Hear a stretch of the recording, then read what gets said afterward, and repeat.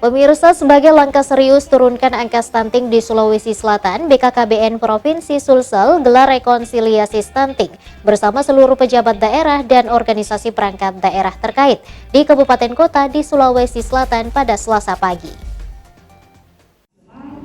Penurunan stunting atau peran pasti dalam pelaksanaan aksi kompetensi perlu kami lakukan. Badan Kependudukan dan Keluarga Berencana Nasional atau BKKBN Provinsi Sulawesi Selatan gelar rekonsiliasi stunting tingkat provinsi dan kabupaten kota tahun 2022 di Swiss Bell Hotel Makassar pada Selasa pagi. Stunting merupakan masalah kesehatan yang disebabkan oleh kurangnya asupan gizi dalam waktu yang cukup lama yang mengakibatkan gangguan pertumbuhan pada anak.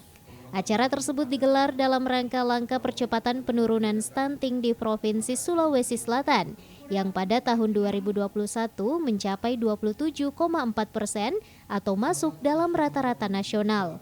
Andi Rita Mariani selaku Kepala Perwakilan BKKBN Provinsi Sulawesi Selatan menegaskan bahwa diperlukan adanya upaya-upaya yang mampu memberikan dampak terhadap penurunan stunting agar dapat mengejar target 14% pada tahun 2024. Terkait dengan dukungan perencanaan dan anggaran, itu kita sudah kasih.